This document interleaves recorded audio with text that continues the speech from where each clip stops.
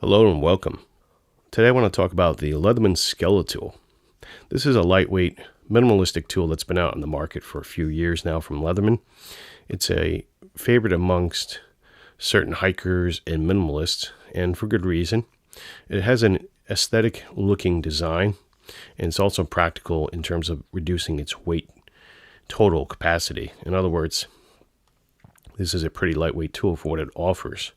It's ideal for backpackers and hikers, in my opinion, and people who just want to EDC a very lightweight, pocketable tool that don't want to carry it in a belt pouch or have some big, mean-looking tool. So this is the minimalistic idea that Leatherman has come out with, and it does hit certain marks successfully and other marks it does miss, in my opinion, and we'll go over that in a brief moment or two here. On the table, we can see the Skeletool here, and we do have a somewhat of a comparison. This is the best that I have on hand right now to the Leatherman Rev, and we can see the size differences here. If we flip them over on their non-pocket clip side, you can see the length is a little bit longer with the Carabiner option on the Skeletool here, and we also have the Leatherman Rev here, which is a little bit thicker on one side and not as thick on the other side, so it's kind of an awkward size. We do have a width section here that is almost the same. It's a little bit thinner on the Skeletool for the width, and it feels a little bit lighter too. In fact, we can get out our weight meter here and see how much lighter it is. So we can turn that on, let it zero out, and we can put this on here. So we're looking at about 146 grams or 5.1 ounces. And for the Rev, looking at 5.8 ounces or 167 grams thereabouts. So the Rev is a little bit heavier. So let's go over the tools on the outside. We have immediately the Carabiner, which is considered a tool on their website. Not necessarily so in my opinion, but it does have a bottle cap lifter here, which you can kind of get under and pop the cap off. So it does have a bottle cap lifter. Almost every multi-tool has that nowadays.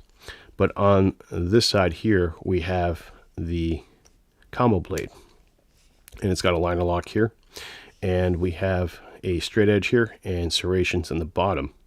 And we have these cutout holes here in the blade, which kind of weakens the blade a little bit, but it's more of a design feature and to save weight in my opinion. So it's a decent sized blade, got a good edge. You'll need to have multiple types of sharpening tools to keep this sharpened in the field, which is the unfortunate part about combo blades. But in this case, being a minimalistic tool, I think they wanted to cram as much utility in a small amount of real estate. So I can understand why they did that. And normally I don't like combo blades myself personally, but this is fairly useful for what it does in its design feature, which I will admit. And it's nice to open up in one-handed operations, especially this hole here where my thumb fits into. And I have small hands, so user mileage may vary with that. And then on the other side, we have the pocket clip here, which has a decent retention to it. It's not the best retention, but it is something. I wouldn't depend on it personally, but you do have the option with the Skeletool here. Let's go ahead and open it up and look at the plier head here. Now we have the needle nose section here, and then we have our regular section here, and then we have these wire cutters here, these bypass wire cutters. So it's a decent sized head. It's not the biggest head, and it's definitely not the strongest head from Leatherman. But then again, you got to remember this is built around the minimalistic philosophy, so it's going to have very minimal features to it. Moving along, we have the proprietary bit system, the modular adapter port that Leatherman has designed, and we have our bit here. We have our Phillips head, number 1 and number 2, and the way this works is it's got a spring here with a latch that catches this little groove in the center of these bits. So there's no ball detent in this type of tool, which is quite nice, but then again, it's only a flat 2D bit. Love it or hate it. Some people love it, some people hate it. I don't mind it personally.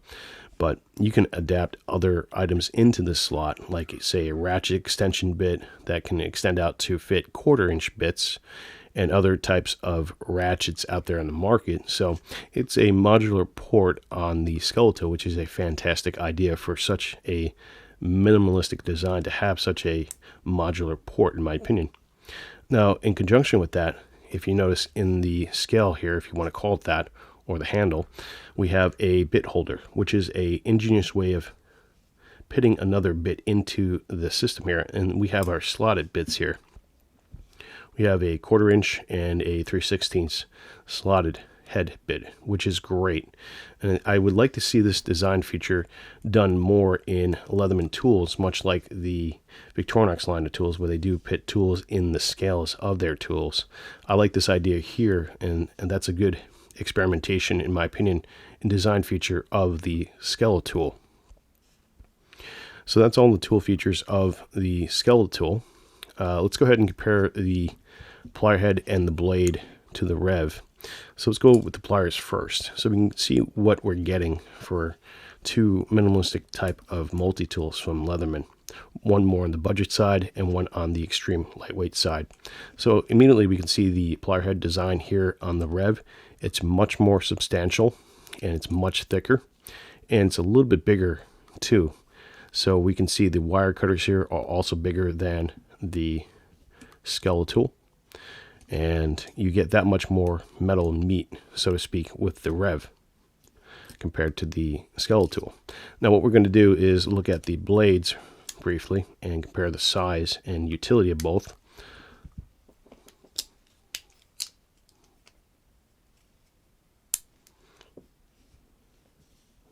As we can see, the blade on the Skeletool might be a hair bigger than the Rev, and they're both liner locking outside accessible blades with one hand operation, which is fantastic.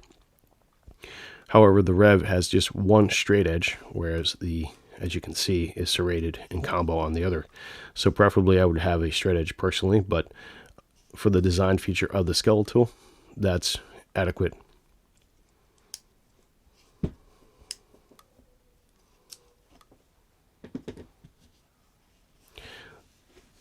So overall, it's a decent tool for its capabilities, for its size, and what it's going for, in my opinion, which is the minimalistic crowd. It takes off a lot of things. The included bit in the scale is very, very smart and an excellent idea, along with the proprietary bit holder, which you can modify and put other tools with this if you want to extend its tool capability. So it does address that issue of being a minimalistic tool into being a full-fledged tool, close to being one anyway, at least in my opinion. So that's a very good design feature of the Skeletool. There's several different models of the Skeletool out there. I think there's one that has a regular straight edge blade that's 154 cm metal, if I'm not mistaken. There's others with like different types of material from metal, like a carbon type of scale design, which makes this even lighter. And I don't remember the other types of models, but there are several different variations on the Leatherman Skeletool platform that you might be interested in if you are interested in this design of multi-tool. Now, in my opinion, what I would like to see with the Skeletool, and it might change the minimalistic feature, and it probably does, is, I'll bring it out here. I have a Huntsman from Victorinox, and two things that I would like to see on this are a saw, because to me that this is really an outdoor type of tool because it saves weight, and it's something I would carry while backpacking probably because it does save a lot of weight, but this would add an extra amount of weight to it. But a very useful tool nonetheless to have is a small saw.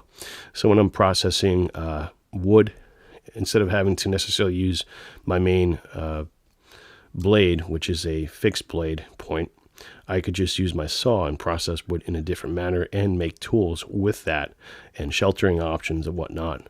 Having a saw is very useful out in the trails, in my opinion, and for work even, it does come in handy quite a lot, and I can see myself using this at work if it had a saw in it. The other thing I would like to see in it, and something that I've been using more and more throughout the years, is a pair of scissors. Not like the Victorinox pair, but some kind of pair of scissors at least that would be kind of useful. I'd like to see that in with this tool. If it had that, I'd be pretty impressed with the Skeletool as a design feature. But keep in mind that would also reduce its minimalistic outlook and philosophy, so it would be against that. So there's pros and cons to doing things like that.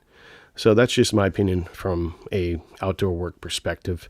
I can see this being used by backpackers and EDC people who want to have a very lightweight kit with them.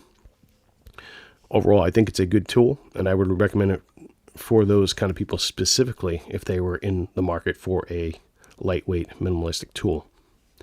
Let me know what you guys think, how you would use this if you own one, and what you use it for. Share your opinions and thoughts. And I want to thank you finally for watching, and also enjoy your day.